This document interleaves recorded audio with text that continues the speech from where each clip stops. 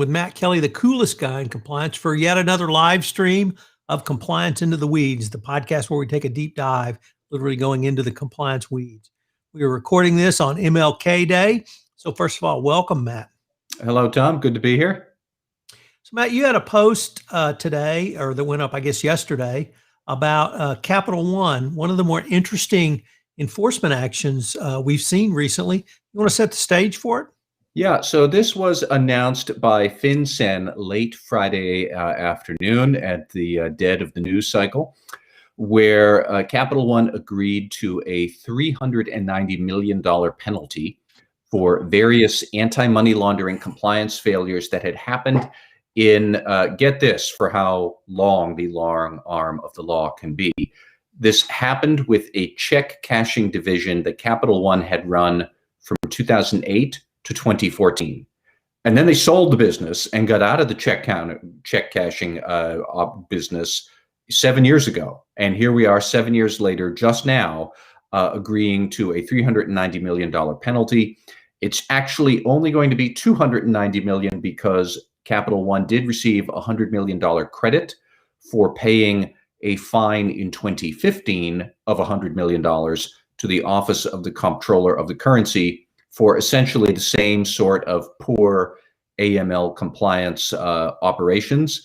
And this all stemmed from some check cashing joints, storefront operations that you might see around town, about 100 to 120 or so, that Capital One did not run these check cashing stores, but supported back-end office functions for those check cashing stores all around the New York and New Jersey area.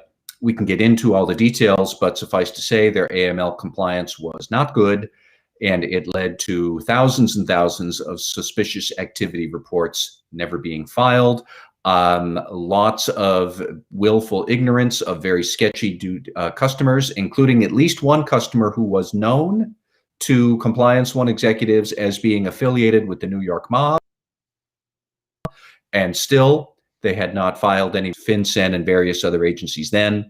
So there's a whole lot of not good stuff that happened a long time ago, and $390 million later, here we are. So there's two, I don't want to say anomalous points that I would like to add now. First of all, these check cashing fronts were obtained by acquisition. Yes. These were not grown organically. And the even more anomalous, if there truly is an anomalous part to this case, in addition to the length of time between the incidents in question and the enforcement action, was Cap One sold these. And I think they sold them in 2013. They got out of the business by 2014, yes. So the period in question is 2008, when the check cashing group had been established. And then by 2014, they realized they needed to put this idea out of its misery, and they got out of it by then.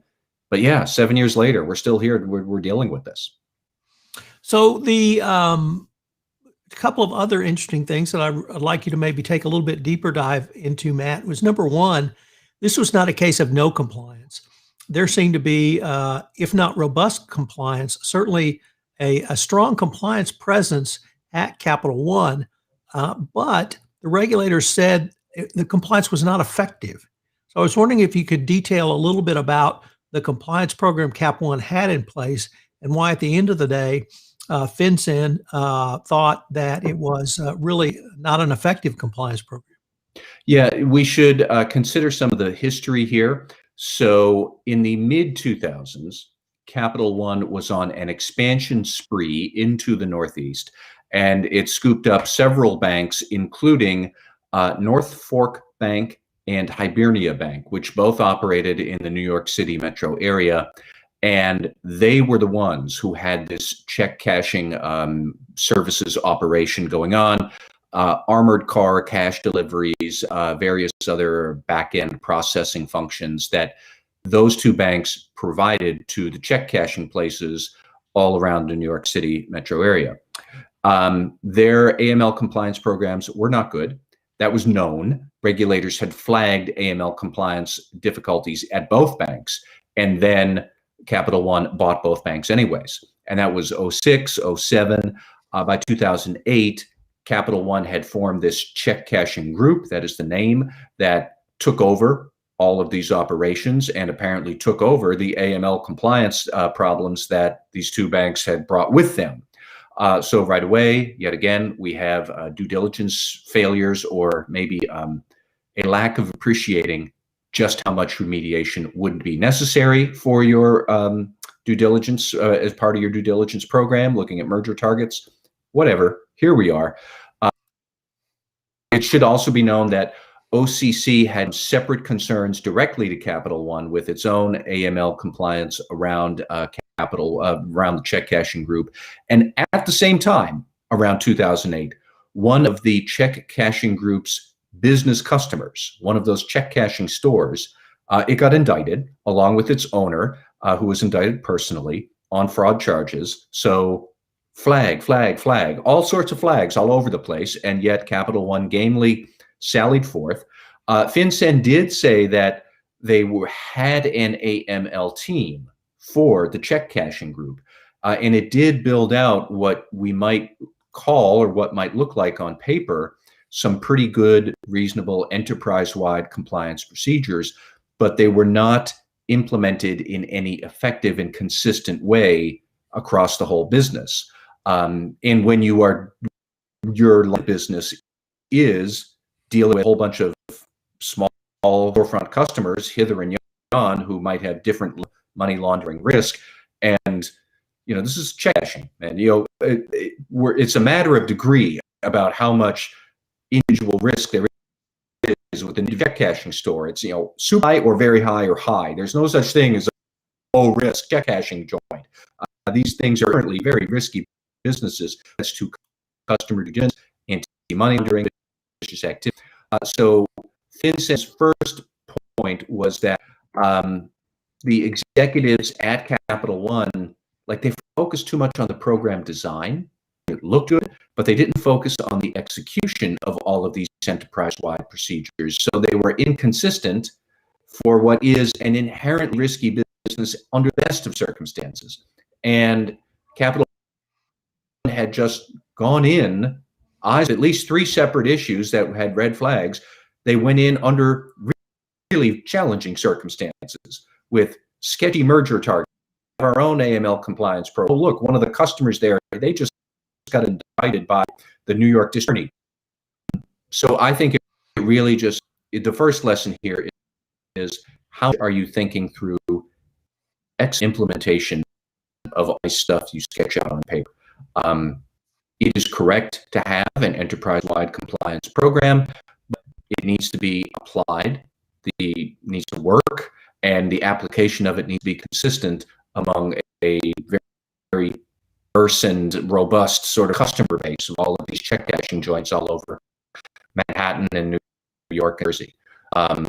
So that I could stop there. We have some other issues, but that was like that big issue about program development and planning that stood out to me as I read through FinCEN's statement of facts in the consent order.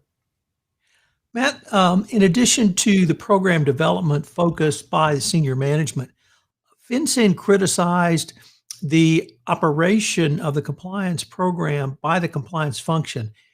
This is unusual to see this in a really any enforcement action, but I was wondering if you could talk about the risk ranking, what the compliance function came up with, and why at the end of the day, FinCEN found their risk ranking and risk assessment process for individual customers wanting.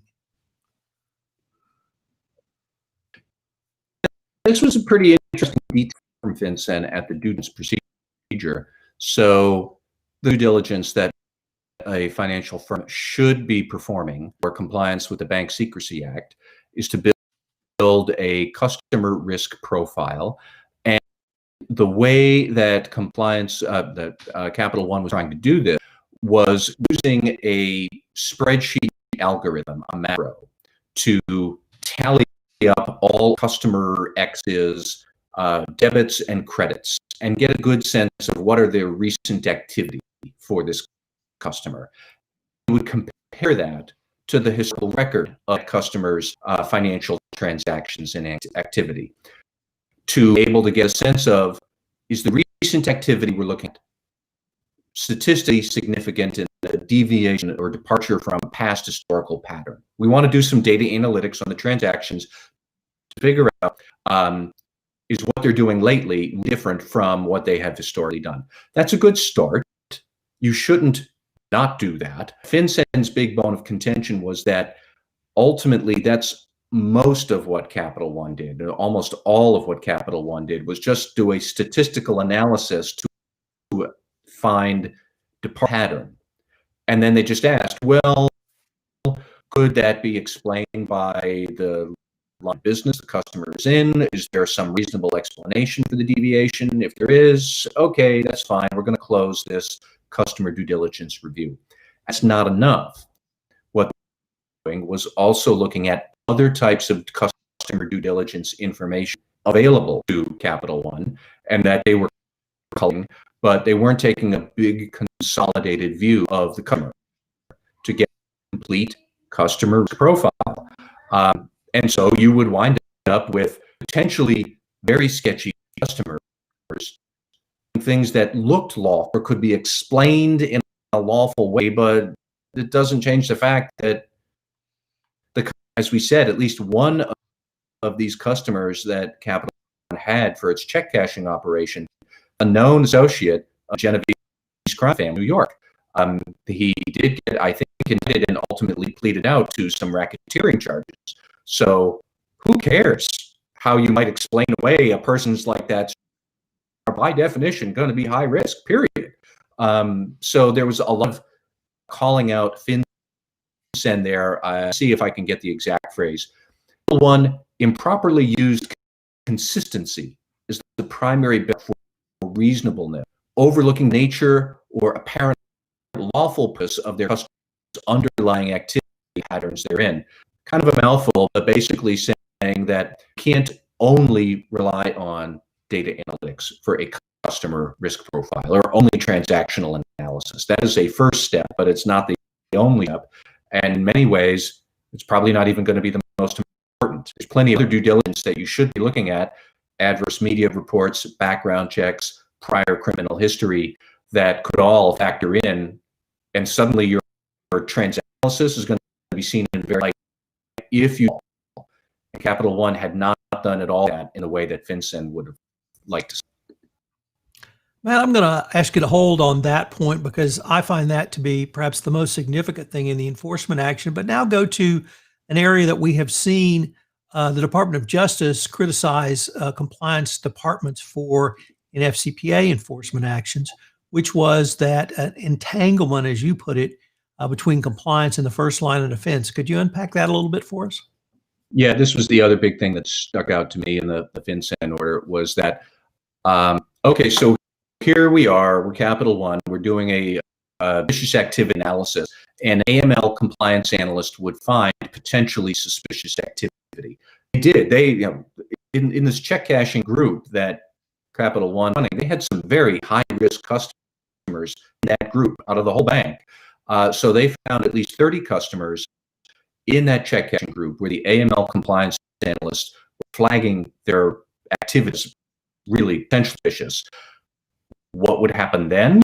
The AML compliance analyst would go to the relationship manager for that customer under scrutiny in first line of defense and say, what do you think on? And don't be surprised, those relationship managers would come back with excuses or reasons that would miraculously explain the suspicious activity. And some of the excuses were included in the FinCEN order. This is related to Hurricane Sandy, which struck, I think, in 2012, if I remember my history right. High number of customers in February because tax refunds being cashed at these stores or looking to manage down excessive currency. FinCEN diplomatically described these answers as implausible explanations, quote unquote. But AML compliance, they would get these answers back from the first line of defense and then say, okay, here's my rubber stamp, and away we go. There was not enough autonomy or empowerment skepticism from the AML compliance analysts to go back to those first line defense people say, that's we're going to buy it. give us a better answer, or the compliance analyst would not have discretion to say, I'm going to go and pursue this anyways because it seems like you're giving money. There's just too much of compliance in the second line of function, second line of defense, having to roll over and take what the first line of defense would give them about allegations of conduct or suspicious activity. I've seen that time and time again, Tom. We saw this pretty much the exact same happening with Deutsche Bank and its FCPA settlement that was announced 1 week ago. They have these client managers in the first line of defense incentive to keep the relationship going. So you get a compliance person, allegations of misconduct that needs some, well, what do you think is going to happen? Line of defense people are going to say, not a big this, it's that, it's hurricane, it's something. And there wasn't enough of the skepticism, another big complaint from FinCEN. Because of that, because this suspicious activity was not fully investigated, suspicious reports were not filed, and that run for thousands of SARs that have been filed, not filed, and millions of dollars that flowed through these stores of suspicious origin. They should not have, and yet they did, because we have entanglements, first line of defense. Matt, I'd like to go back to your second point, and I'd like to reread the quote that you gave, which was, in other words, FinCEN said, Capital One improperly used consistency as the primary benchmark for reasonableness, overlooking the nature or apparent lawful purpose of the customer's underlying activity and the patterns therein. And the reason I think this part of the FinCEN order or settlement and your quote is so significant is the following. In the FCPA world, we have never seen a company or a compliance officer criticized for making the wrong decision, or in legal parlance, negligence. What we have seen is criticism for paper programs, policies and procedures that and controls that were overridden. But here we seem to be moving to closer to a negligence standard that, yes, you did have a risk management system, a risk management profile, but we find your risk management profile ineffective and your use of it not reasonable or indeed unreasonable. And that's the thing that really struck me about this enforcement action was that we're moving, or it seems to be we're moving towards evaluating the effectiveness of compliance programs, which we really have not seen in the FCPA world. And that would be a sea change if the government's going to start evaluating effectiveness as opposed to simply if there's a violation. Well, I would be the first to say that's a good point that needs further scrutiny. And I personally do not have enough experience to pre-ML due diligence and compliance sorted out, and is how different from what we see in FCPA enforcement. Off the top of my head, I would say that poor due diligence and customer oversight in money laundering can lead to many more mistakes and much more severe mistakes more quickly. Poor due diligence over anti-corruption, where, you know, if you're going to run a big bribery scam, that takes a significant amount of time. But if you want to just do a quick some sort of money laundering tax avoidance scheme, you can set that up and swindle some thousands of transactions through pretty quickly, especially if it's a retail operation dealing with such a large volume of transactions. But I do take your point that it would be very interesting to see that. Really, FinCEN seemed to me to be getting at where was the skepticism and where was the ability to look at a whole customer rather than just rely too much on data analytics. And like I said, nobody's ever going to say data analytics is unimportant. In fact, data analytics was one of the big themes of the Justice Department's guidance just last year about effective compliance programs. And that guidance applies across the board, including to AML and Bank Secrecy Act issues. But it can't be the only one. And it can't be the only one, especially dealing with known customers and known high-risk. Check cashing is a high-risk business, and you deal plenty of sketchy customers in that line of work. Everybody knows it. So Capital One, it's no excuse to say, well, we didn't not know it. How could we have known? Well, when you set this group up, one of your big customers got indicted the same year, and you still went at this years later on. It was just a inability to get the job done and build the compliance program up to where it should have. And the funny part is, after Capital One closed down the check cashing group, after it got out of the business from 2014 onward, it actually gives Capital One a lot of praise for all the work that they after that to build up their compliance program. They tripled their budget for the AML compliance team. They tripled the AML compliance staff. It's just they did all that after they realized this check cashing thing is not a winning horse for us. Get out of the race. So all of that happened after they got out of there. But then they did make all the improvements that seemed to impress FinCEN, and they just did it way later than they should have. Let me pick up on your use of the word skepticism. Our colleague Jonathan Marks talks about that term quite often in the context of internal audit. I've not heard that term applied to compliance officers specifically. I talk about trust but verify. You talk about having a questioning attitude or a questioning mind, and maybe that's skepticism. But by you using that term, which I generally associate with auditors, it seems like FinCEN is moving the bar for compliance officers, in your example of Deutsche Bank, and I would point to Goldman Sachs, to have more skepticism and to test perhaps more when they receive an answer or pushback from the front line or the business units involved. I mean, that's a good point, and I thought about Jonathan Marks and skepticism too. I don't know if this is a new trend for FinCEN. I have plenty of AML compliance acquaintances of mine who are saying this was really bad and Capital One should have known better. There is no mention of internal audit in this FinCEN settlement, so I do not know if were there internal audit of the AML compliance program. Did they raise any red flags? Did they raise red flags about prior red flags and action items never got any action? I have no idea what did or didn't happen with Capital One on that front.